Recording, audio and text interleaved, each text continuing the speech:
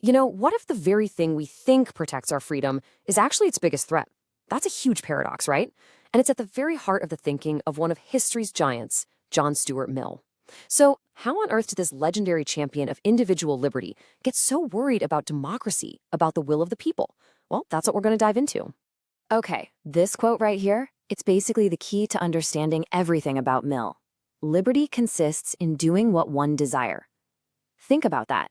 Just the freedom to be you without needing to ask for anyone's permission. The freedom to chase what you think is good, in your own way. Sounds pretty simple, doesn't it? But as we're about to see, this idea was totally revolutionary, and it has some seriously sharp edges. Right. So for Mill, liberty wasn't just some abstract political thing, about laws and governments. No, it was deeply personal. It was about your freedom to express yourself, to build your own character, even if that meant being, let's say, a little bit weird. So he basically broke this down into 3 essential freedoms. First, you've got the freedom of thought. You should be able to think whatever you want, even if everyone else thinks you're wrong. Second, the freedom of expression, to actually say those things out loud, even if they're controversial. And finally, freedom of action, the freedom to live your life your own way, based on your own values, with one huge caveat, as long as you're not harming anybody else. And that brings us to this, which is really where Mill drew his famous line in the sand. Okay, so on one side, you've got what he called self-regarding actions, stuff that basically only affects you. Mill's take on that? Total, absolute freedom. Go for it. But on the other side, you have other regarding actions, things you do that actually harm other people. And that, he said, is where society has the right to step in. This whole idea is called the harm principle, and believe me, it is one of the most important, most influential ideas in all of modern politics. So you might be asking, why did this matter so much to him? Why was freedom the absolute cornerstone of his philosophy? Well, for Mill, liberty wasn't just some nice to have. It was literally the engine of all human progress. It's how we find new and better ways of living. It's how we test out new ideas, challenge the old ones, and grow, not just as individuals, but as an entire society. In his view, a society without liberty, that's a society that's basically just stuck.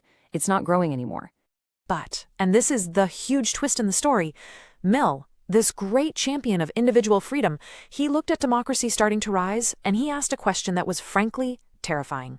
What happens when the majority gets it wrong?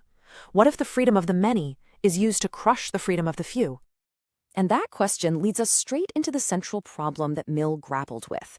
He gave it a name, the tyranny of the majority. It was this deep, profound fear that democracy, the very system that was supposed to set everyone free, could end up creating its own kind of prison. His whole point was that, look, just because a majority of people vote for something, that doesn't automatically make it right or just. He warned that a democratic majority could be just as oppressive as any king or dictator, forcing its views and its way of life on everybody else. I mean, the takeaway is simple, right? Just because something's popular doesn't mean it's correct. He pointed to what he saw as his massive, fundamental flaw in how democracy usually works. Think about it. Let's say you vote for a candidate and that candidate loses. What happens to your vote? What happens to your voice? Poof, it's gone. Your concerns, your ideas, they're just ignored. For Mill, that wasn't real representation at all. It was a system where a huge part of the population just kind of disappears from the conversation. And this is exactly why people started calling him a reluctant Democrat. It's not that he hated the idea of democracy. He loved the ideal, but he saw all these massive problems with it in practice. I mean, he questioned things that we just take for granted today, like the idea that everyone gets one vote, or that you should cast it in secret. He was genuinely worried that these things could end up empowering ignorance and actually silencing the wisest voices. But Mill wasn't the kind of guy to just point out problems without offering solutions. He wasn't just a doomsayer. At his core, he was an optimist, and he really believed that democracy could be fixed, that it could be saved from its own worst instincts. So, what was his plan? Well, his ultimate goal wasn't just majority rule. It was something much bigger. Everyone rule. He dreamed of a system where the 49% who lost the vote were still seen as just as important as the 51% who won. A government that truly, genuinely reflects the whole population, not just the winning side. Okay, so his solutions, they were pretty bold. And honestly, to us today, some of them are going to sound downright shocking. He talked about things like proportional representation to make sure that even small minority groups get a voice. He even wanted public voting, not secret ballots, because he felt it would make people take their vote more seriously as a public duty. But then he got really controversial. And this chart here shows his most radical idea of all, what he called plural voting. It's pretty simple, actually. See how a standard vote is worth 1, but the educated citizen's vote is worth 2 or more? Yeah, Mill literally believed that people with more education or expertise should get more votes. Now, from his point of view, this wasn't about being an elitist snob. It was about getting the best results for the whole of society. It's a shocking idea to us, for sure, but for Mill, it was like a firewall to protect society from mob rule. Now look, if you're sitting there thinking Mill was just some out-of-touch elitist, you have to see how he applied these exact same principles, his fear of tyranny, his belief in individual potential, to one of the most systematically oppressed groups of his time, women. And on this topic, he wasn't reluctant about anything. He was an absolute revolutionary. Just look at the massive difference in thinking here. The standard 19th century view was that the differences between men and women were natural, God-given, inevitable. But Mill, he saw something completely different. He saw women as prisoners of a system, a tyranny of custom that was built by men to keep them down. He argued that what people called the nature of women wasn't nature at all. It was just the result of centuries of oppression. His argument was so simple and just devastatingly effective. It was basically this: how can you possibly claim that an entire group of people is naturally bad at something when they have never, ever been given the chance to even try? He saw that holding women back wasn't just robbing women of their potential, it was robbing all of society of what they could contribute.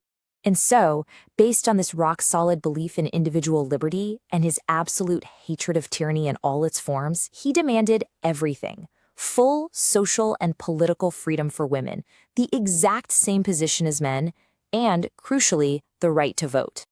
So you see, Mill's ideas are not just something to be filed away in a history book. They are a living, breathing challenge to us right here, right now. They force us to ask some really uncomfortable questions about where we draw the line between freedom and control. And we have to be honest, his ideas aren't perfect. They have some real-world problems. For instance, how do you even begin to apply the harm principle to something like online propaganda or misinformation? Where is the harm there? And in our world today, this hyper-connected world where one person's action can affect thousands of others in an instant, can we really say there's such a thing as a purely self-regarding action anymore? But ultimately, this quote really brings us back to the core of his powerful vision. He said, "A majority of the electors would always have a majority of representative, but a minority of electors would always have a minority of representative." It's a vision of a democracy that isn't a zero-sum game of winning and losing. It's about representation, about listening, a democracy that is truly for everyone. And that really leaves us with this final, crucial question. John Stuart Mill spent his entire life trying to solve this puzzle. How do you balance the power of the majority with the rights of the individual? How do we protect unpopular ideas, protect dissent, protect originality in a world that is so often driven by what's popular? He asked that question over 150 years ago, and it is now our question to answer.